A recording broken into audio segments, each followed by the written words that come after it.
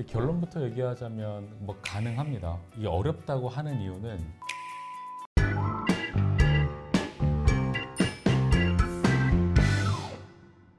여러분 안녕하세요. 오늘은 남상유 선생님과 함께 백내장과 건성안에 대해서 알아보겠습니다. 선생님 안녕하세요. 네, 안녕하세요. 네, 먼저 시청자분들께 소개 한 말씀 부탁드립니다. 네, 안녕하세요. 저는 안과 전문의인 남상휴라고 합니다. 만나서 반갑습니다.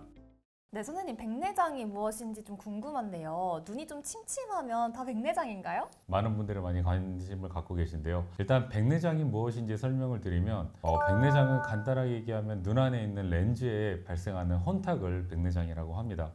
눈도 카메라랑 같아서 앞에서 이제 빛을 모아주는 렌즈 같은 게 있거든요. 한마디로 안경알 같은 게 눈 안에 들어가 있다고 생각을 하면 됩니다. 그게 이제 노화가 됐든 아니면 약물 부작용 또는 어디에 다친 경우에 뭐 이런 여러 가지 원인에 의해서 수정체에 혼탁이 발생을 하게 되면 마치 우리가 안경에 뭐가 묻은 것처럼 뿌옇게 보이는 증상이 발생을 하게 되고요. 이것을 우리가 백내장이라고 부르게 됩니다. 환자분들은 이제 어느 정도 60세 또는 이제 50세가 넘어가게 되면 그런 말씀을 많이 하세요. 내가 요즘 좀 침침하고 잘 안 보이는데 내가 백내장인가? 아니면 나 그냥 노안인가? 이런 말씀을 많이 하시거든요. 그래서 저희가 검사를 해보면 물론 뭐 백내장인 경우도 있지만 항상 백내장인 경우는 아닙니다. 물론 노안도 있고요. 물론 약간의 백내장이 있을 수도 있고 또 중요한 건 눈 안에 있는 건조증이 있다거나 이런 눈물 성분이 안 좋은 경우에도 백내장과 같이 이런 뿌옇게 보이는 증상을 일으킬 수 있습니다. 또 나아가서 눈 속에 망막이라고 하는 시신경과 시세포들이 모여 있는 그 공간에 문제가 생긴 경우에도 잘 안 보이게 될 수 있습니다. 이 백내장은 어떻게 치료를 할 수 있나요?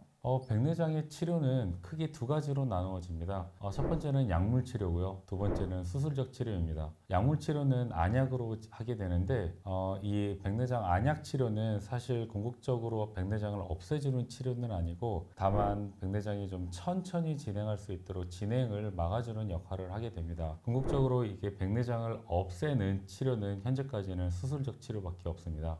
눈의 침침한 정도가 사람마다 좀 다르잖아요. 이 백내장 치료는 언제 하는 게 제일 좋아요?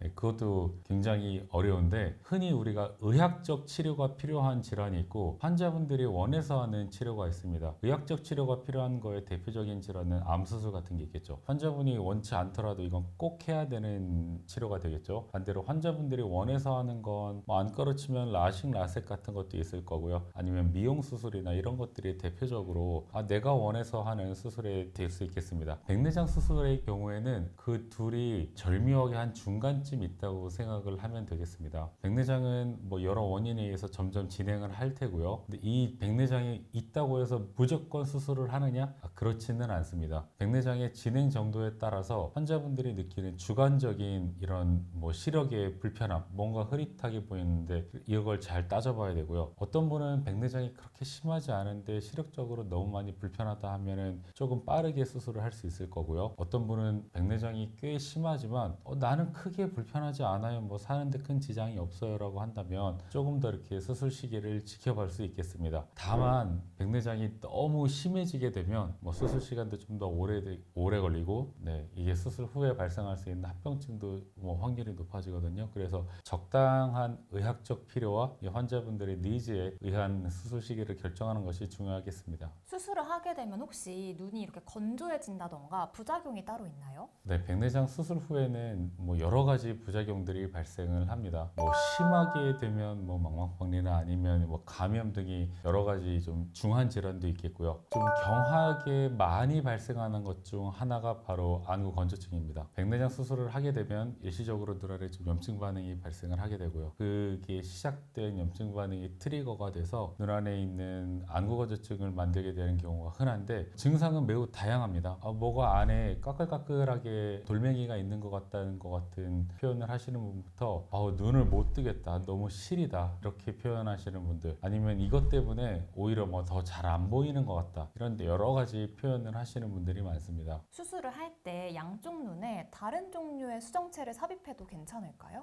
네, 그 질문도 많이 하세요. 이거 내가 양쪽 눈에 뭐 다른 수정체를 삽입해도 되냐? 그러려면 먼저 인공 수정체, 우리가 아까 백내장 수술을 할 때 눈 안에 있는 렌즈를 제거하고 새로운 인공 렌즈를 집어넣게 되는 걸 백내장 수술 수술이라고 했는데 그런 이 인공 렌즈의 종류에 따라서 여러 가지로 나눠지게 됩니다. 가장 일반적으로 많이 하는 건 단초점 렌즈라 그래서 초점이 하나에만 맺히는 그런 렌즈고요. 요즘 각광과 받는 렌즈 중에서는 다초점 렌즈라고 여러 가지, 그러니까 멀리, 중간, 가까이 다 잘 보이는 다초점 렌즈도 있습니다. 근데 그 다초점 렌즈도 조금 종류가 다른데요. 이런 광학적 굴절에 따라서 어떤 렌즈는 멀리, 중간, 가까이가 한 포인트로 다 잘 보이는 렌즈도 있고요. 어떤 렌즈는 멀리서부터 연속적으로 쭉 잘 보이는 렌즈도 있습니다. 그래서 어떤 경우에는 일부러 한쪽에는 이렇게 이제 3중 초점으로 되어 있는 떨어져 있는 렌즈를 하고 반대쪽 눈에는 멀리부터 중간까지 이렇게 쭉 연속적으로 잘 보이는 렌즈를 사용해서 양쪽 눈이 다 잘 보일 수 있게 이렇게 디자인을 해서 다른 종류의 렌즈를 선택하는 경우도 있습니다. 그리고 가끔 환자분들께서 물어보는 경우에는 내가 이미 한쪽에 단초점 렌즈 혹은 다초점 렌즈를 했는데 반대쪽엔 뭐 다른 렌즈를 해도 되냐라고 물어보시는 분들이 있습니다. 같은 원리의 렌즈를 사용하는 것이 더 좋겠지만 꼭 그것이 안 되는 조건은 아닙니다. 처음에는 근데 적응하는 게 좀 어려울 수도 있는데 한쪽 눈엔 단초점 렌즈를 넣지만 반대쪽에는 다초점 렌즈를 넣는 경우도 있을 수는 있습니다. 저 같은 경우에는 이미 라식 수술을 했거든요. 이렇게 라식이나 라섹 수술한 분들도 백내장 수술을 할 수 있을까요?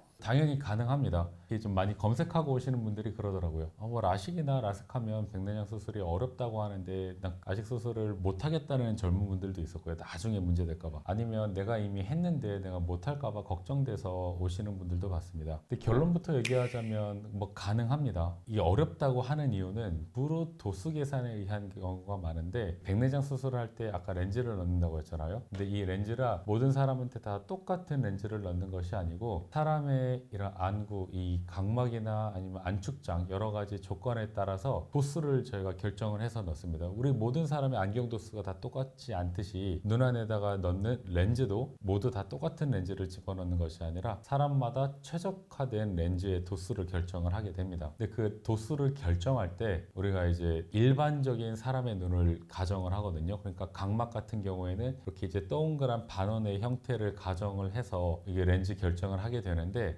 라식이나 라섹 같은 경우에는 이런 이게 동그란 반원이 아니라 이렇게 가운데가 잘려나간 이렇게 살짝 가운데가 평평한 이렇게 이제 각막 형태가 변하게 되거든요. 그래서 예전에는 이런 라식이나 라섹 후에 백내장 수술한 경우에 이 도수가 안 맞는 오차가 생기는 경우가 조금 있었어요. 이런 경우에는 오히려 수술하고 났더니 내가 원했던 타겟 도수가 아니라 아예 다른 타겟 도수가 나온 경우가 종종 있긴 있었습니다. 근데 요즘엔 뭐 라식, 라섹이 많이 발달함으로 인해서 각막 표면이 울퉁불퉁하지 않고 예쁘게 어떻게 보면 깎여나간 경우도 훨씬 더 많아졌고요. 두 번째로는 데이터가 쌓이다 보니까 요즘은 AI를 이용해서 깎여나간 각막의 이것도 다 계산을 해서 더 정확하게 내가 이제 인공도수를 계산할 때 이제 더 정확하게 이제 내가 원하는 타겟대로 나올 수 있는 기술들이 많이 개발이 돼가지고요. 요즘은 그 라식이나 라섹 이후에 백내장 수술을 하더라도 이런 굴절 오차가 발생하는 경우가 꽤 많이 줄었습니다. 그래서 라식이나 라섹을 받으셨더라도 크게 걱정 없이 안과에 와서 검사하거나 뭐 수술을 받으셔도 되겠습니다. 너무 다행이네요.